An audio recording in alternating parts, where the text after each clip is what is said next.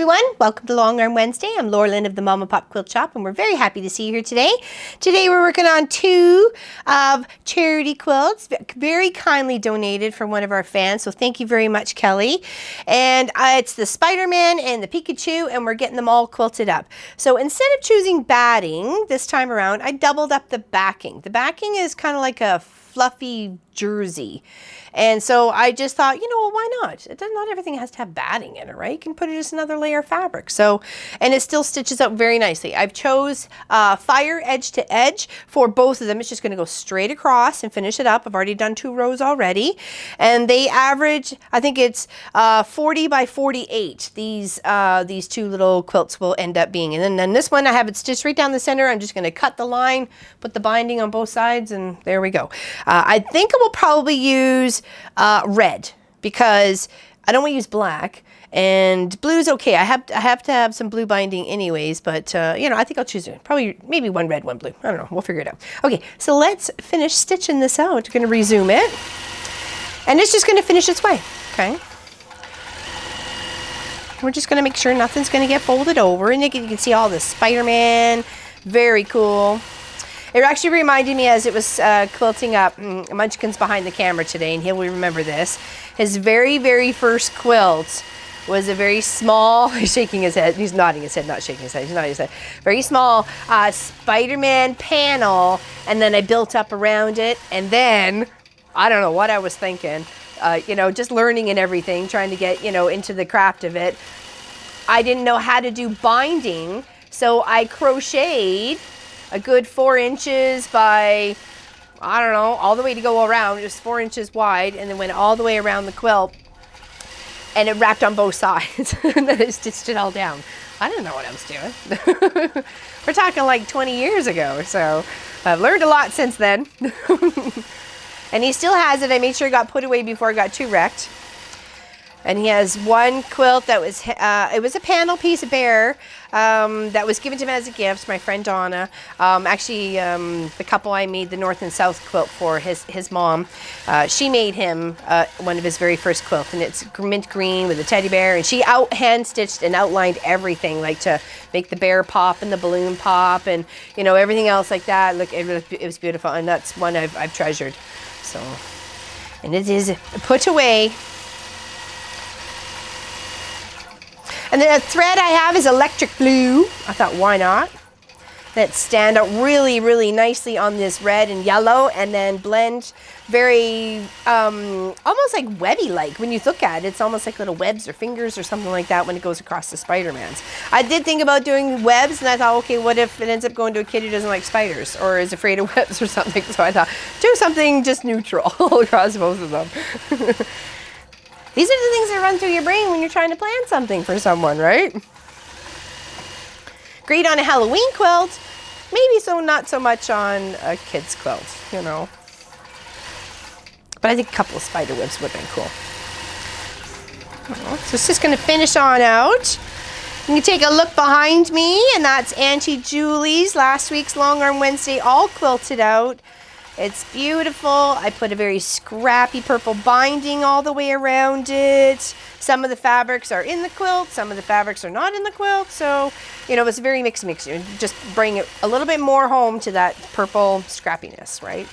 So, and got quite a few compliments on them. So, yeah, I'm very pleased. I'm very pleased the way it's turned out. We're working on the double wedding ring on the live streams on Sundays at 3 p.m. Eastern. So join us there. It's really coming together. Last week we made brownies and did some sewing, so, gotta mix it up sometimes. Keep it real, baby.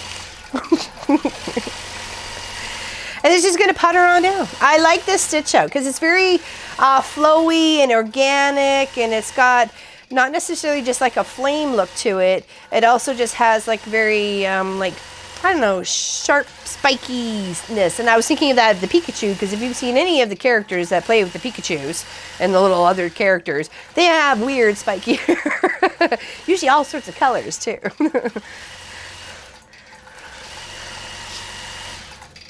But I really like the blue on the yellow and the red, so I thought it was stitching out quite pretty. So, and I didn't want to, put no butterflies on it.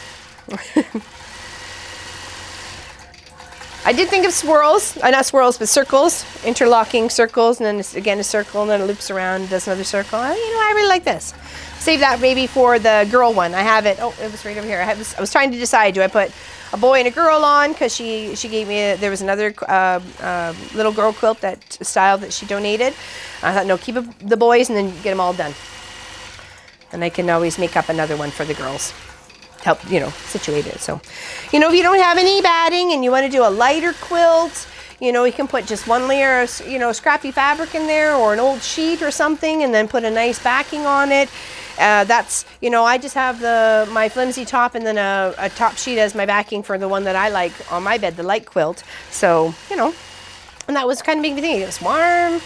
Do I really want to put batting in it? I have this fabric here, make good use of it. Thanks to Mary. Mary brought me a few fabrics she didn't want anymore. So I'm putting them to use. So thank you very much. And just going to add a nice little soft texture to the back as well. So there we go. Almost done the Spider-Man. Almost done the Spider-Man.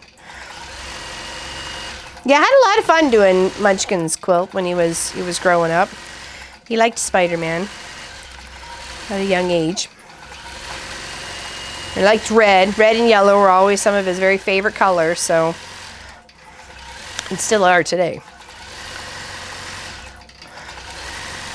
But I know he had a Pikachu or two, and I know he used to watch the Dragon Ball Z show, and there was lots of weird ones I did not understand. I'm sure lots of you moms can relate out there, and grandmas, and dads.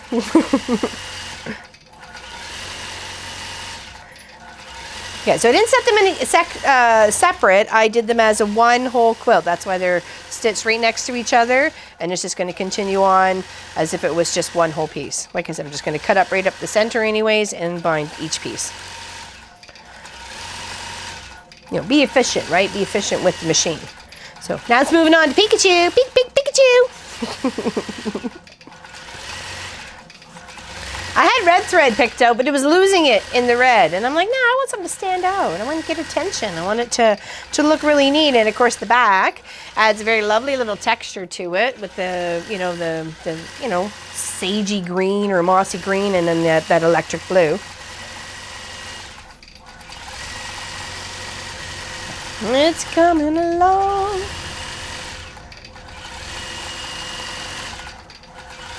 Yeah, I was very excited about the double wedding ring. It's turning out far better than I had anticipated color-wise.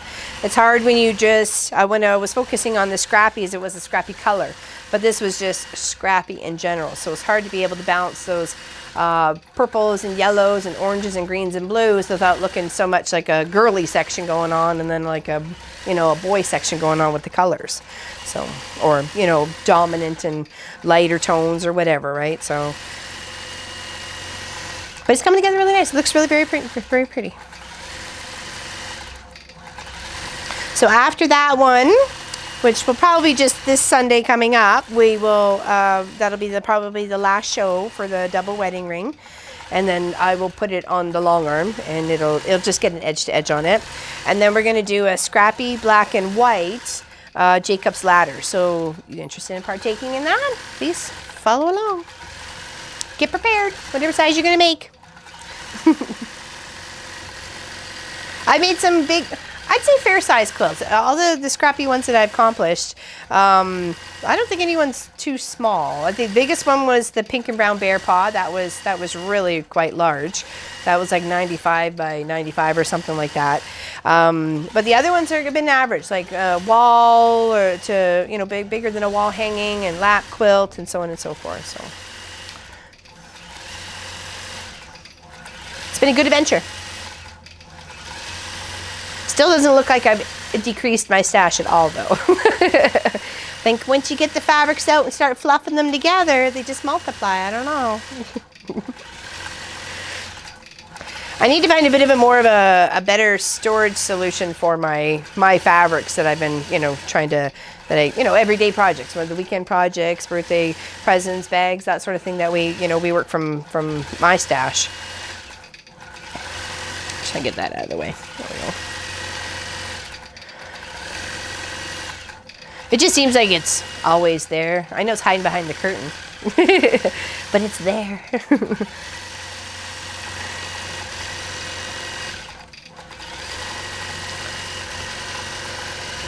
And since I have to constantly move it places, right, it can't be anything too permanent. So it can't be like a bookshelf attached to the wall. It's almost done. One more flame edge to edgy stitch out. That should be right up on here. Yeah, so thank you very much, Kelly, for these lovely quilts. 2 munchkins are going to love them. Love them, love them, love them.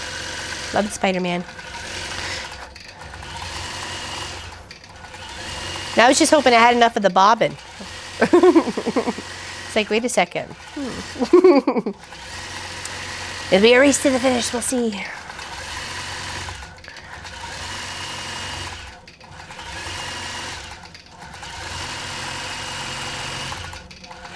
Now, when it does a stitch out like this, I have the choice to make it dense or a little looser. You know, it's up to me. You know, I control the software. I can stretch it. I can shrink it. I can squish it in one spot if I wanted to do something really dense. If I was trying to do a wallet, you know, and it made it really, really tight, or a bag or something like that. You know, the more looser is flowing for the more fluffier of the quilts, right?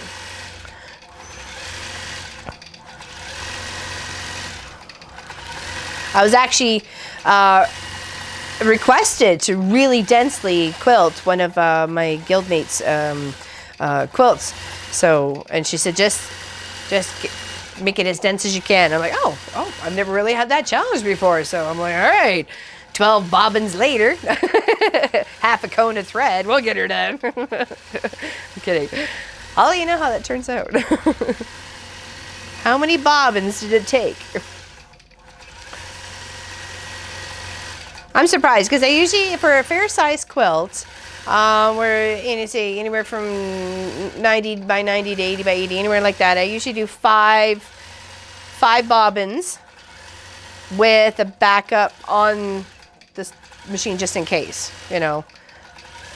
And then if it doesn't get used, then I end up trying to, you know, use it up for a charity quilt or, you know, and no thread goes to waste. Almost done. We want to thank you for liking and subscribing and watching and participating, and we really, really greatly appreciate it here at the Mom Pop Quilt Shop. And thank you very, very much. Almost done.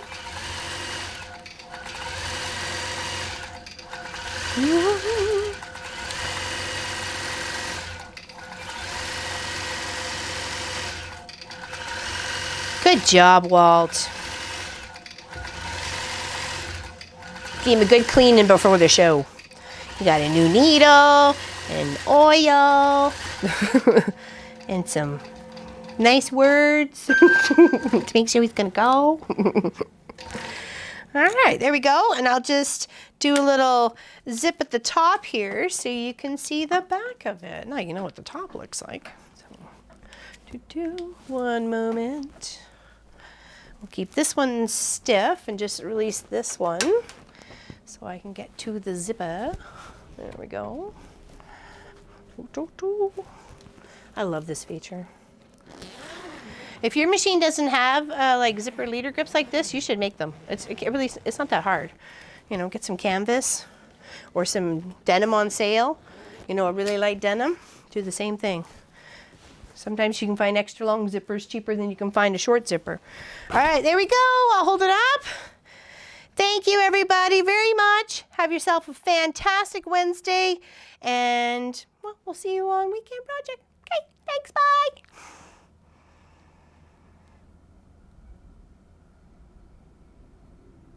bye.